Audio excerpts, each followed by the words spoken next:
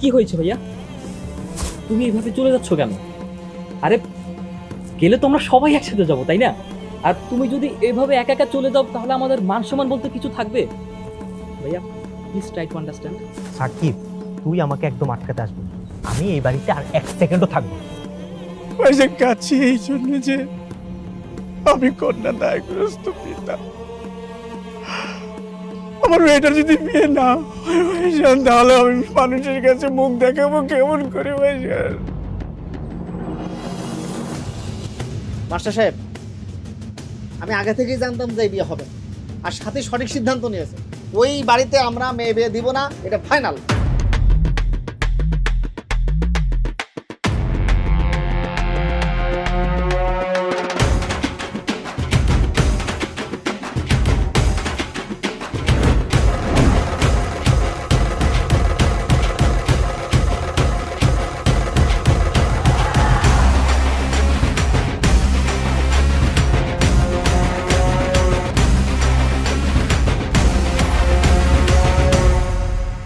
ভালোবাসার অপর নাম বিশ্বাস। তা ঠিক, তোমাকে না হয় বিশ্বাস করলাম, কিন্তু ধরো তোমার বাবা মা হুট করে তোমাকে অন্য কোথাও বিয়ে দেওয়ার সিদ্ধান্ত নিল, তখন আমার কি হবে? খেলা তো জমে উঠেছে। সব বড়লোক ছেলে দেখছি এইবারে জামাই হবে, হয়ে দেখাচ্ছি মজা। আমি আপনার মতো বড়লোক ছেলেকে বিয়ে করতে চাই না, এটা আমার আত্মসম্মান বোধ। আর মেয়ে কি হলুদ অনুষ্ঠান, এসব আমি মানি না।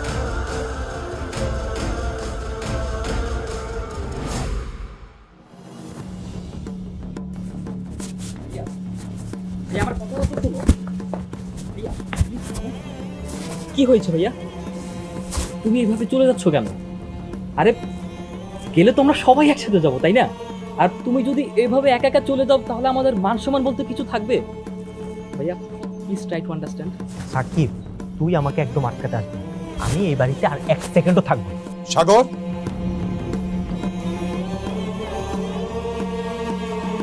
এভাবে চলে যাওয়াটা ঠিক হচ্ছে না।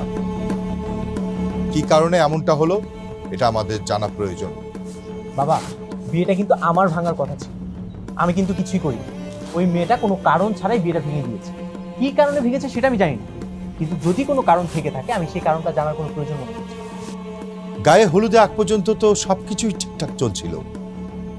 তোরা দুজন দুজনকে পছন্দ করলি, বিয়ে করার সিদ্ধান্ত নিলি, হঠাৎ নিশ্চয়ই তোদের মধ্যে ভুল বুঝাবুঝি সৃষ্টি হয়েছে। শোন বাবা, আজকে আমি রাতে যাব না, যদি যেতে হয় কালকে যাব। আর শোন, হঠাৎ করে এভাবে চলে যাওয়াটা সবার জন্যই অসম্মানের। যা রুমে যা, রুমে যা। বড় চাচু একদম ঠিক বলছে, আসো চলো আসো।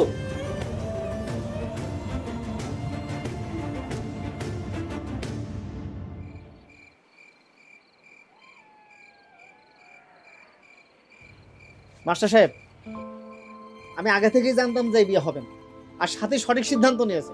ওই বাড়িতে আমরা মেয়ে বিয়ে দিব না, এটা ফাইনাল। আপনি থামুন চাচা, সাথে কি বলে? ও কেন বিয়ে করতে চায় না? ও তো কিছুই বলে না বাবা, শুধু বলে বড় লোকের ছেলেকে ও বিয়ে করবে না। এখন আমি কি যে করি, গ্রামের সবাই জেনে গেছে। হঠাৎ বিয়ে ভেঙে গেলে আমি সমাজে মুখ দেখাবো কি করে? আচ্ছা চাচা, আপনি তো কিসের টেনশন করছেন, আমি জিনিসটা বুঝলাম। আমি আছি তো, আপনি আমার উপর দায়িত্ব ছেড়ে দেন। সাথীর আজকে রাতের ভিতরেই একটা ভালো ছেলের সাথে বিয়ে দেবো, এটা ফাইনাল। আপনি দায়িত্ব আমার উপর দেন। এই মিয়া, আপনি চুপ থাকেন। চাচা, আমি বলি কি, আপনি একটু বাংলোতে যান, ছেলের বাবার সাথে একটু কথা বলেন। ওনাকে কি আমি কি বলবো? বিয়ে তো আমার মেয়ে ভেঙে দিয়েছে, আমার মেয়েই তো বিয়েতে রাজি না। তারপরও আপনি একটু যান না, গিয়ে একটু কথা বলে দেখেন যদি কিছু করা যায়। কি কথা বলবে? আর ভালো কথা, ওরা এখনো বাংলোতে বসে বসে কি করছে? এই প্রতিদিন যে 25,000 টাকা, এটা তো আমাদেরই গুনতে হচ্ছে, ওরা তো আর টাকা দেবে না। আপনার টাকা নিয়ে চিন্তা করতে হবে না চাচা, আপনি আর দেরি না করে আপনি একটু যান। ঠিক আছে জাকি, তুমি যখন এত করে বলছো, আমি না হয় ছেলের বাবার সঙ্গে একটু কথা বলে দেখি। জি চাচা, আপনি যান। আমি বাংলোতে যাই। হ্যাঁ।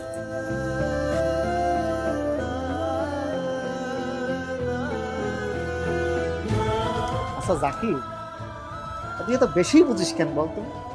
আমি যেটা বলি তুই সেটা করবি সবসময়। হুট করে কিছু চালাবে তুই জায়গায় পাঠালি।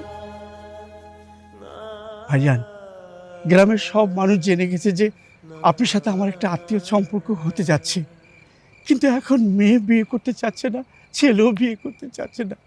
গ্রামের মানুষের কাছে তো আমি মুখ দেখাতে পারবো না ভাইজান। দেখুন ভাইজান, ছেলে মেয়ের ভুল বুঝাবুঝির জন্য আমার আপনার সম্পর্কের অবনতি হওয়া কি উচিত? ভাইজান, কিসের থেকে যে কি হয়ে গেল ভাইজান, আমি ঠিক বুঝে উঠতে পারছি না ভাইজান। ভাইজান, আপনি কেন কান্না করছেন? ভাইজান, কাছে এই জন্য যে আমি কন্যা দায়গ্রস্ত পিতা। আমার মেয়েটা যদি বিয়ে না হয় ভাইজান, তাহলে আমি মানুষের কাছে মুখ দেখাবো কেমন করে ভাইজান? ভাইজান প্লিজ কান্নাটা বন্ধ করেন, খুব খারাপ লাগছে আমার। ভাইজান, আমি আপনাকে ভাই বলেছি না, আমি সব সময় আপনার পাশে আছি। প্রথম ছেলেমেয়েরা কিন্তু দুজন দুজনকে পছন্দ করলো, বিয়ের জন্য রাজি হলো। এখন কি বলছে? এখন বলছে তারা বিয়ে করবে না।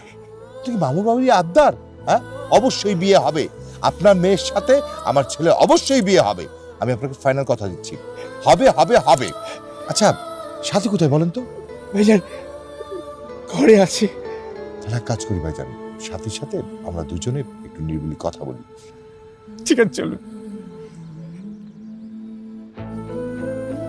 দেখো মা, তুমি আমার মেয়ের মতো। আমি তোমাকে অনেক পছন্দ করেছি বলেই কিন্তু আমার ছেলের সাথে তোমার বিয়েটা ঠিক করেছি। আমার ছেলে তোমার ছবি দেখার পর কিন্তু তোমাকে ভালোবেসে ফেলেছে। তারপর তোমরা দুজন দুজনকে দেখলে, পছন্দ করলে। তারপর হঠাৎ এমন কি ঘটনা ঘটলো যে তোমরা বিয়েটা ভেঙে দিতে চাচ্ছ? আসলে আঙ্কেল, আমরা মধ্যবিত্ত পরিবার, আমাদের সাথে আপনাদের মানিয়ে নেওয়াটা কঠিন হবে। কিভাবে কঠিন হবে? আমি তো কঠিন হবে এরকম কিছুই বুঝতে পারছি না। শুনতে খারাপ শোনালেও আপনাদেরকে আমাদের বাংলো ঠিক করে রাখতে হচ্ছে। আমরা কিন্তু আমাদের বাড়িতে আপনাদেরকে রাখতে পারছি না। এসব তুই কি বলছিস মা? ভাই, ওকে বলতে দিন। বলো মা। ধরেন আমাদের এই বিয়েটা হয়ে গেল, আপনার ছেলে যখন আমাদের বাড়িতে বেড়াতে আসবে, তার জন্য আমাদের বাংলো ঠিক করতে হবে। আর এটা আমাদের জন্য অনেক বেশি অসম্মানের। আমাদের এই টিনের ঘর, আমার বাবা মা, পরিবার, সবার সাথে আপনার পরিবার মানিয়ে চলতে পারবে না। মা, কেন মানিয়ে চলতে পারবে না? তোমার বাবা যখন বাংলোটা ভাড়া করতে যায়, তখন কিন্তু তোমার বাবাকে আমি নিষেধ করেছিলাম। আমি বলেছিলাম আমরা এই টিনে বাড়িতেই থাকবো। ভাই বলিনি আপনাকে? আমরা কি বাংলোতে থাকতে চেয়েছিলাম? না, আপনারা বাংলোতে থাকতে চান নাই। আমি আপনাদেরকে জোর করে বাংলোতে থাকতে বলেছি। দেখো মা, তুমি আমাকে আমার ছেলেকে কিন্তু ভুল বুঝে আছো। যেমন বাংলোয় থাকা নিয়ে তুমি ভুল বুঝে আছো আমাদেরকে।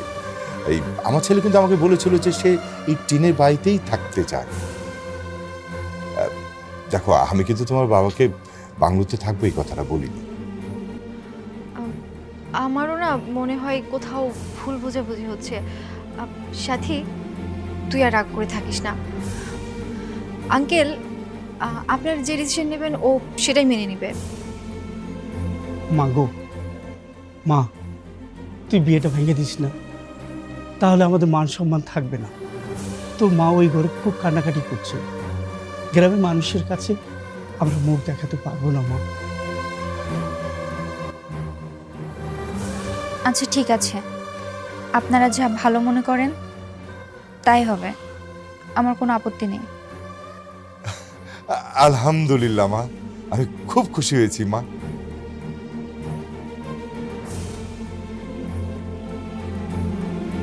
কি মনে হচ্ছে, বিয়ে হবে? বুঝতেছি না। এই বিয়েই যদি না হয়, তোমার সাথে আমার দেখা হবে কি করে? আর দেখা হবে না। ভাবলাম বিয়ে হবে, তুমি ঢাকায় আসবে, তোমাকে সারা ঢাকা শহর ঘুরে দেখাবো। কিন্তু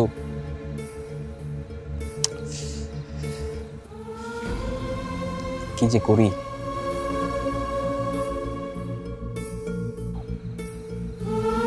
আচ্ছা রিয়া, তোমার ফোনের নাম্বারের শেষ ডিজিটগুলো তো এখনো নেওয়া হয়নি।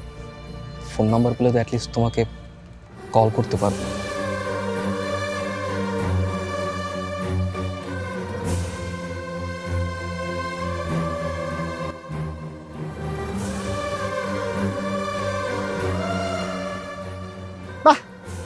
বাহ বাহ বাহ বাহ, এক বোনের বিয়ে ভেঙে যাচ্ছে আর এক বোন একটা ছেলে পটাতে ব্যস্ত। চমৎকার। না ঠিক আছে।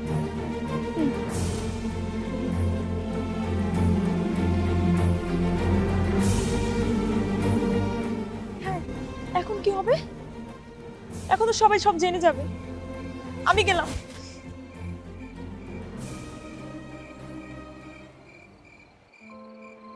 সাগর, আমরা সাথীর সাথে কথা বলেছি। আসলে এখানে ভুল বোঝাবুঝি ছাড়া আর কিছুই না। সাথী কিন্তু খুবই ভালো একটা মেয়ে, তুই ওর উপরে রাগ করিস না।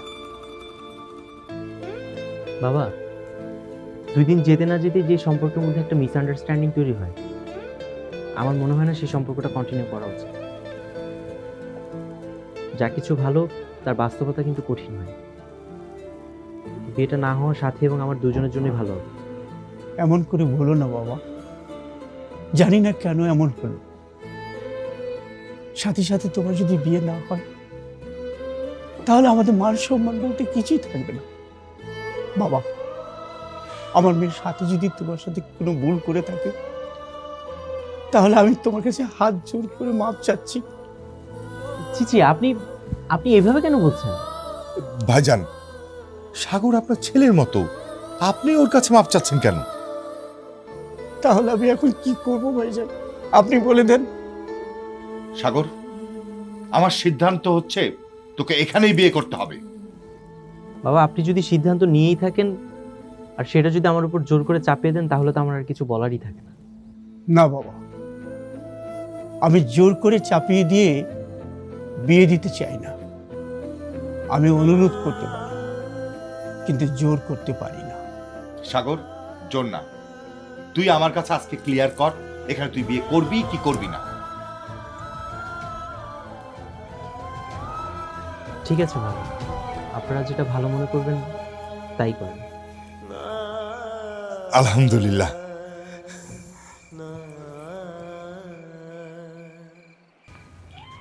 কি হয়েছে? কি আর হবে, চারিদিকে তো অনেক কিছুই চলছে, এখন এইসব কি বলা আমার উচিত হবে? বলা উচিত হবে না তাহলে এসেছেন কেন? কি বলবেন বলেন। কি আর বলবো, ওদিকে তো বিয়ে নিয়ে একটা সমস্যা চলছে। আমি আগেই বলেছিলাম যে বড়লোক বাড়িতে বিয়ে দেওয়ার দরকার নেই, কে শুনে কার কথা। তো আপনার কি সমস্যা? আমার তো কোনো সমস্যা নেই, সমস্যা তো সাথীর। সাথীর ভালো জায়গায় বিয়ে হচ্ছে, ওদিকে রিয়ার লোক সামলাতে পারছে না। ও আর কি ওর মধ্যে একটা ব্যবস্থা করে নিচ্ছে আর কি। মানে? না মানে আর কি, রিয়া ওদিকে ওই যে বড়লোক একটা ছেলে আছে না, আর একটা সাকিব, ওকে তো পটিয়ে ফেলেছে। আমার তো মনে হচ্ছে যে হয় সাথীর বিয়ে ভেঙে যাবে, নাইলে একই বাড়িতে সাথীর আর সাথীর খালাতো বোনের বিয়ে হয়ে যাবে। আপনি এসব কি গুজব ছড়াচ্ছেন বলেন তো? চলেন তো আপনি। বিশ্বাস হচ্ছে না তাই তো? বিশ্বাস হচ্ছে না? না। ঠিক আছে, যাও ওই পাশে গিয়ে দেখো সাকিব আর রিয়া করছে। আসলে কুত্তার লেজ কখনো সোজা হয় না। আপনি চলেন তো। হ্যাঁ হ্যাঁ, এটা কিন্তু আমারে বলে। আপনি চলেন তো, আসেন। ফারুক ভাই এসব কি বলে গেল? আর তুই ওনার কথা বাদ দে, ওনার কাজই তো প্যাঁচ লাগানো। কি করছো তোমরা আপু? তুই এখানে কি করতে এসেছিস? কেন? তোমার বিয়েতে? বিয়ে খেতে এসেছিস নাকি বড়লোকের ছেলে পটাতে এসেছিস? বড় লোকের ছেলে? ও সাকিব, আরে ওই তোমাকে প্রপোজ করেছে।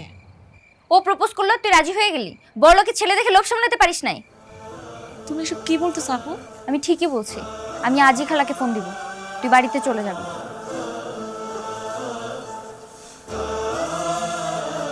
চারিদিকে এসব কি যে হচ্ছে কিছু বুঝতে পারতেছে না। আমার কপালটাই খারাপ। তুই টেনশন করিস না, সব ঠিক হয়ে যাবে। ভাইজান, আমার কাছে সব কিছু সুবিধা মনে হচ্ছে না। ওদের দুজনের খুশি খুশিতে বিয়ে হলে আনন্দে বুকটা আমাদের ভরে যেত। ওরা দুজন দুজনকে পছন্দ করত। অথচ দেখো এখন ওদেরকে জোর করে চাপিয়ে দিয়ে বিয়ে দেওয়া হচ্ছে। এটা তো আমি চাইনি ভাইজান। আরে জোর করে চাপিয়ে দেওয়া না, ওরা দুজনে পোলাপান, ওদের নিজেদের ভালো মন্দ ওরা এখনো বুঝতে শিখেনি। বিয়ে দিয়ে দেন, দেখবেন ইনশাল্লাহ বিয়ের পর সবকিছু ঠিকঠাক হয়ে যাবে। শেষমেশ বিয়েটা ভুলই হয়। ওদের মনের ভিতর কি চলতেছে আমি ঠিক বুঝতে পারতেছি না। সেটা অবশ্য ঠিক। একটা কাজ করলে কেমন হয় বলেন তো? কি? চলেন এখনই কালমা পড়ি ওদের বিয়ে ব্যবস্থা করে ফেলি। আমি আর রিস্ক নিতে চাচ্ছি না। আরে বলা তো যায় না, সামনে আবার নতুন কোন ঝামেলা চলে আসে। আপনি দ্রুত বিয়ের ব্যবস্থা করেন। কিন্তু ভাইজান, আমি যে বিয়েতে আমার কিছু আত্মীয় স্বজনদের দাওয়াত করেছিলাম। ভাইজান সেটা পরেও করা যাবে, আগে আপনি বিয়ে ব্যবস্থা করেন। ঠিক আছে ভাইজান, আপনি যা ভালো মনে করেন তাই হবে। আজকেই ওদের বিয়েটা দিয়ে দিই। ঠিক আছে। রিয়া, কোথায় যাচ্ছ? কোনো সমস্যা? বাসায় চলে যাচ্ছি। আমি কোনো বড়লোক ছেলের সঙ্গে প্রেম করব না।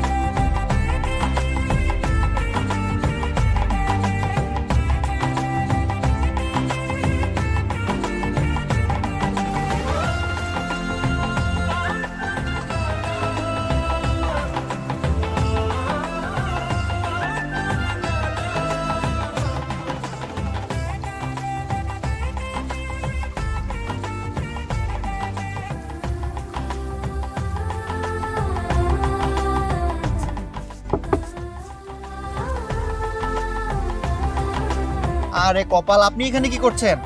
আমি তো মেয়ের সাথে ঢাকায় যাবো। আপনি যাবেন কেন? মেয়ের সাথে মেয়ের বাবা যাবে, মেয়ের বান্ধবীরা যাবে। নামেন বলছি। জাকির তুই কেন বুঝিস না বলতো?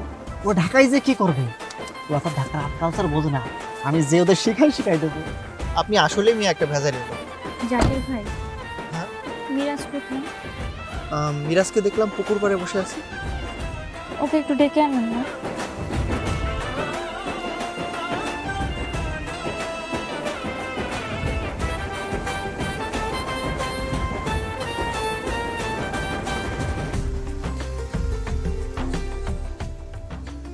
আঙ্কেল, মিরাজ কান্নাকাটি করছে, সাথে চাচ্ছে মিরাজকে ঢাকায় নিয়ে যেতে। মিরাজ ঢাকায় যাবে? অবশ্যই যাবে। মিরাজ বাবা, তুমি ওই গাড়িতে গিয়ে উঠো, যাও। এখন কি হবে তোমার?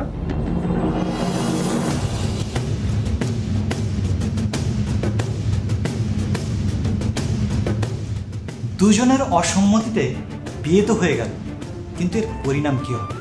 মিরাজ যদি সাথীদের বাসাতে থাকা শুরু করে, আরোহীকে নিয়ে নতুন কোনো ঝামেলা সৃষ্টি হবে না তো? সে সকল উত্তর মিলবে আমাদের পরবর্তী এপিসোডে।